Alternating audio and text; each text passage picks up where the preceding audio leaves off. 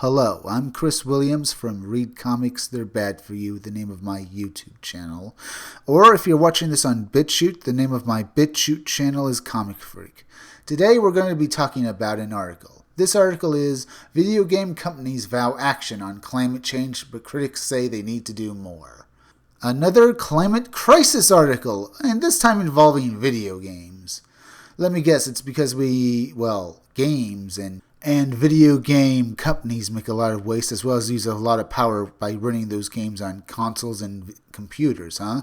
But let's read this article and see what it says about how gamers are bad for the environment. Within a couple of generations after climate change has more visibly ravaged the Earth, the easiest way for humanity to interact with lush forests and ashy glaciers might be video games. It's a bleak, maybe science fiction potential future, but not an improbable one. According to some analysis, we have just 12 years to suppress catastrophic climate change. Yet at the same time as games present themselves as tempting vehicles for environmental escapism, the hard reality is that the games industry is a significant contributor to the demolition of our planet. That's a joke. It's only playing video games. And a lot of other countries do a lot more polluting than people who make video games, you know. Gaming consoles rely on minerals mined using techniques that can leave behind toxic water. Factories for hardware produce massive amounts of energy and chemicals. Console and game shipments rely on supply chains networked across the globe, which in turn rely on fuel for airplanes and trucks. Every year, PC games use 75 billion kilowatts of hours of electricity, 25 power plants worth, according to retired Department of Energy Lawrence Berkeley National Laboratory scientist Evan Mills. And then there's e-waste. When the PlayStation 5 comes out, your PlayStation 4 might become e-waste, reintroducing chemicals back into the environment, according to Greenpeace. In 2017, there was enough e-waste to bury San Francisco under 14 feet of used electronics. You are really just going with the terror tactics here. What, no little girls saying, "Please help"? Jeez. This article is full of it. These guys just keep lying. Now, the thing about climate change is if it is real, we can't do anything about it. But that doesn't mean we should bend over backwards and destroy our world and our, way of life just to accommodate these people. But that doesn't mean environmentalism isn't important, and we'll continue to read this article and see how these people are doing it wrong. Against this background, it's hard to envision a world where video games are anything but disastrous for the environment. And yet, yesterday, during the United Nations Climate Action Summit, 21 gaming companies, including Sony and Microsoft, announced an industry-wide initiative to combat climate change called Playing for the Planet, in what might be a brilliantly timed PR move or an earnest effort to change the tides of global climate catastrophe. These companies have made pledges ranging from reducing supply chain emissions by 30% by 2030 to a little less impressively putting green nudges into game plots. Playing for the Planet says commitments they received from gaming companies will help reduce CO2 emissions from 30 million tons by 2030. Here are some of the major ones as detailed in Playing for the Planet's press release. Here we're going to look at a bunch of different gaming companies and, computer companies who are pledging to do something for the environment. Now, all of this is good, but it can also be seen as bad because this is all just talk and PR stunts. The guys writing this article, though, would say these guys are now saints. But even they lampshade by saying this is all just a PR stunt. Listen, you can stop this video and read what the game companies are going to do with the environment, or go read the article yourself, but I'm going to continue with the article. Commitments from Nintendo, Take-Two Interactive, Activision, Blizzard, and King, four of the biggest gaming companies, are notably absent from the list. Kotaku has reached out to these companies for comment on why and has not heard back. Probably because they think they're all full of bunk, or at least I think they're all full of bunk.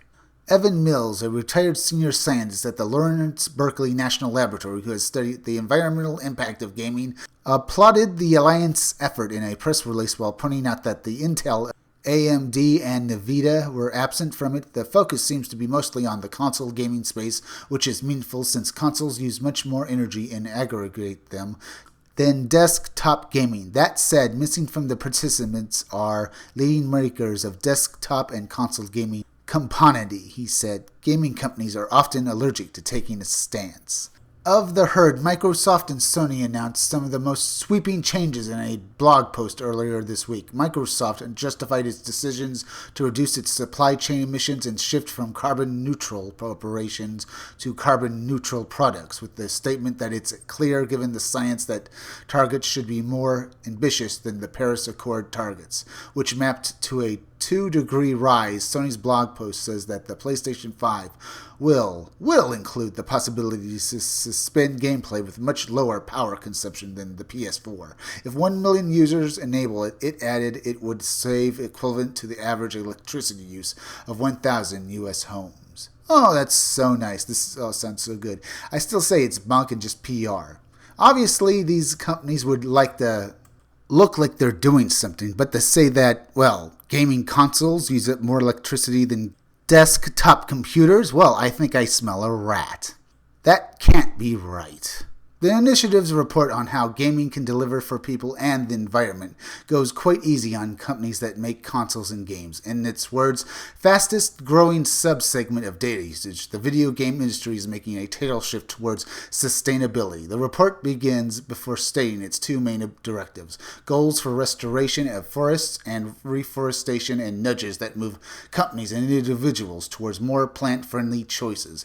Most of the report deals with how the content of games can be leveraged to make gamers more aware of climate change. The report never once references the word minerals and does meaningfully discuss gaming's carbon footprint until page 20 of 25. There's a question of accountability. Commitments are good, but not without follow-through. Although the alliance consists of a lot of different members, ranging from game developers to retailers, UN Environment Representative Sam Barrett told Kotaku that Playing for the Planet says that accountability is possible. The alliance will facilitate the sharing of best practice, ensuring commitments are met, and then bring in other key partners in this industry. When asked whether Playing for the Planet's reports or the commitments made to the initiative went far enough, Kerry Cook, author of the Greenpeace Guide to Greener Electronics, told Kotaku, largely no. It's great you have a mix of companies saying, hey, we are concerned about climate change and want to be doing something, but the actions they're taking here for the most part are not going to move the needle and are not reflective of the significant impact the gaming industry has on the environment. Cook thinks that unless gaming companies acknowledge that significant impact, they're just giving lip service to a problem without actually doing anything. That's the usual thing these Greenpeace guys say. We are never doing enough. Cook's biggest concerns are the manufacturing, use, phase, power suck, and impact of the waste. Less than 20% of electronics are recycled, according to a United Nations University report, which imparts the demand for mined materials like cobalt. Cook cited a recent study claiming that gaming takes up 5% of electricity consumption for residential use, and although some companies like Google aim for a future where the processing burden shifts from home electronics to cloud, Cook says your local energy use might not have it changed, but you're consuming as much power as 1 or 3 refrigerators from cloud side. Google recently made the biggest renewable energy purchase in history. However, the impact of cloud gaming is not mentioned in the Playing for the Planet report. That sounds overblown. So each person's use of the cloud is basically the same amount as 3 refrigerators' use of power. Why refrigerators? That just sounds silly.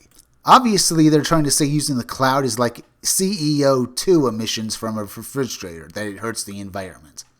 A lot of their future customers are really concerned about climate change and are demanding that the government and corporations take action and treat it like the emergency it is, said Cook of gaming companies.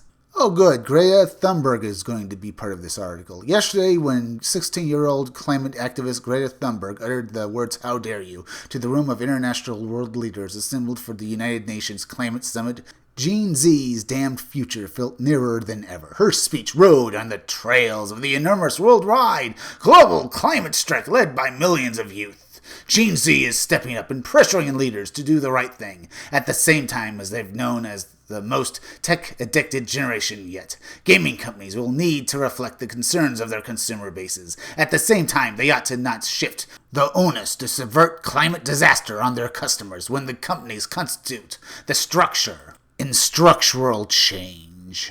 Greta Thunberg and the rest of the climate crisis entourage that she's brought with her, crying crocodile tears while saying that in 12 years the environment will be irreparably changed, even though they keep making predictions like that and it keeps going past those predictions and no disaster has happened. In other words, I'm saying Greta Thunberg, her parents are Antifa, she's been seen wearing an Antifa shirt. I'm telling you she's no one's friend and that her and her family might be in this just to make a quick buck or at least make themselves famous. And all of this is just basically to either to do PR stunts for gaming companies or for politicians to look like they're actually doing something when they don't care at all. Don't listen to any of these people. They're just obnoxious and they're liars. Now, if you like this video, subscribe. Make sure you're still subscribed because YouTube is going to run unsubscribing people, so make sure you're still subscribed. If you're watching my videos but you're not subscribed, please subscribe to me. Subscribe to my YouTube channel, Read Comics, They're Bad For You. Then go over to BitChute and subscribe to my BitChute channel, Comic Freak. Also, could you please share this video, share it on Twitter and share it on Facebook, share it anywhere you think it would get the most hits and likes. Because YouTube is not going around promoting their creators' videos anymore, and it would really help me if you could please share this video. I'm going to now plug for my independent comic book again, so listen close and listen as well as you can, because keep checking back in future videos, and I mean that. Check out all my future videos to hear more information on my own upcoming independent comic book, Scumdogs. I'm Chris Williams, and I'll be back again tomorrow with another video or review.